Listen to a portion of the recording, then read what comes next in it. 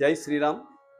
ఇవాల్టి ఆధ్యాత్మిక కార్యక్రమంలో మనం మరొక విషయం తెలుసుకుంటున్నాం. అది చెప్పాం కదా, భారత భాగవత రామాయణం ఇవన్నిట్లో కూడా. అలాగే మనకి చాలామందికి ఈ భీముడికి దుర్యోధనుడికి యుద్ధం జరుగుతున్నప్పుడు కృష్ణుడు తొడ చూపించాడని, ఆ తొడ మీద కొట్టి భీముడు దుర్యోధను మీద గెలిచాడని చెప్పి అనుకుంటారు.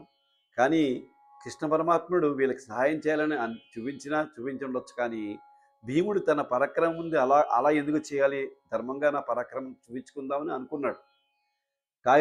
ఇక్కడ ఏమైందంటే శ్రీకృష్ణ పరమాత్ముడు ఒక్కసారి చూపించాడు అంతే. కానీ ఏంటంటే అక్కడ దుర్యోధనుడు ఎటువంటి వాడు, ఎలాంటి వాడంటే యుక్తి తెలిసి యుద్ధం చేయగలిగేంత కెపాసిటీ ఉన్నవాడు, అంత అంటే అలా కొట్టగలడు. కానీ భీముడికి ఏంటి, ఎంత దెబ్బ కొట్టినా ఓర్చుకునే శక్తి ఉన్నవాడు. ఇద్దరికి తేడా ఇది. యుక్తితో కొట్టగలిగే శక్తి దుర్యోధనుడికి ఉంటే ఆ కొట్టిన దెబ్బను భరించుకునే శక్తి ఇతను ఉంది. అంటే అక్కడ అవతల భీముడు కానీ కొడితే ఆ శక్తిని దుర్యోధనుడు తట్టుకోలేడు. అలాగే దుర్యోధనుడు యుక్తిగా కొట్టగలుగుతున్నాడు.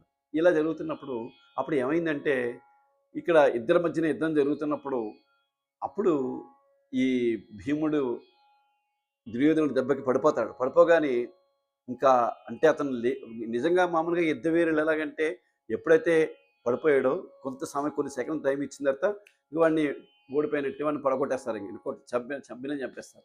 అటువంటి టైంలో ఇంకా దుర్యోధనుడు ఇంకా అయిపోయాడు, వీడు చచ్చిపోయి నేను గెలిచాను అన్నట్టు ఆ హుషారులో ఏం చేశాడంటే నాట్యం ఆడుతున్నాడు, గంతులు వేస్తున్నాడు. చూసారా, మన ఆనందంతో గంతులు వేస్తున్నా అలా వేస్తున్నాడు.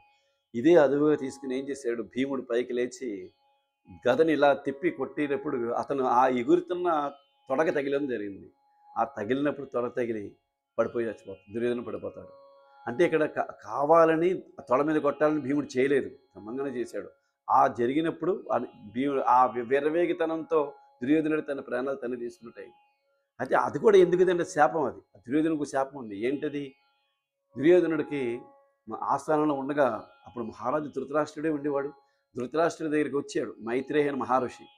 వచ్చి ఎలాగైనా సరే ధృతరాష్ట్రుడికి చెప్పి, నాయన నువ్వు ఎట్లాగైనా నువ్వు తలుచుకుంటే ఈ యుద్ధాన్ని ఆపచ్చు కదా అని చెప్తే, నాకు చెప్తావేంటే బాబు, నువ్వు నా కొడుకు చెప్పు అని చెప్పి అన్నట్టు.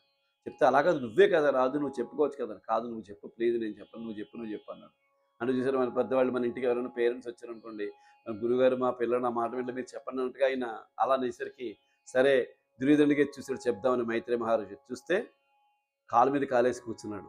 ఇప్పుడు పెద్దల మహర్షులు కొన్ని వందల సంవత్సరాలు తపస్సు చేసిన మహర్షి వచ్చినప్పుడు ఎంత విధేయంగా ఉండాలి. కాలు మీద కాలేసుకుని చెప్తున్నా, చెప్పండి ఏంటి అని అలా చెప్తుంటే, నువ్వు అలా కూర్చుని నేనేం చెప్పగలుగుతాను అన్నాడు. అంటే మామూలుగా వినయంగానే అడిగాడు. అయినా కూడా మళ్ళీ కాలు ఊపుతూ ఏంటి చెప్పండి అన్నాడు. సరే, ఏ కాలైతే ఊపుతున్నావో నీకు ఆ కాలుతో ఆ విధంగా నువ్వు మరణిస్తావులే అని చెప్పేసి అతను శపించడం అయింది మైత్రేయ మహర్షి. ఆ విధంగానే ఇక్కడ అది కూడా కోన్సిస్కి మనకి కలవడం అయిందనమాట.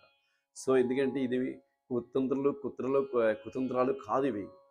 ఎందుకంటే ఎక్కడ కూడా ఎవరు తీసుకున్న గోతులో వాళ్ళే పడ్డారు అంతే తప్ప ధర్మంగా ఉంటే భగవంతుడి పక్కన ఉండగా అధర్మాన్ని గెలవనుడు ధర్మాన్ని మాత్రమే గెలవనిస్తాడు. వీళ్ళలో తప్పుంటే వీళ్ళకి సపోర్ట్ ఎలా చేయగలుగుతాడు, భగవంతుడు అలా చేయడు కదా. కాబట్టి ఇక్కడ జరిగినవన్నీ కూడా మనం ఆలోచించుకుంటే కొన్ని శాపాల వలన, కొన్ని వాళ్ళు చేసుకున్న సబుద్ధుల వలన కూడా నాశనం అయ్యారు తప్ప ఇది ఎటువంటి పక్షపాతరహితమైన మహాభారతం కాదు. మనం అర్థం చేసుకోవాలంటే మన నిజ జీవితానికి ఎంతో ఉపయోగపడుతుంది ఇది. జై శ్రీరామ్.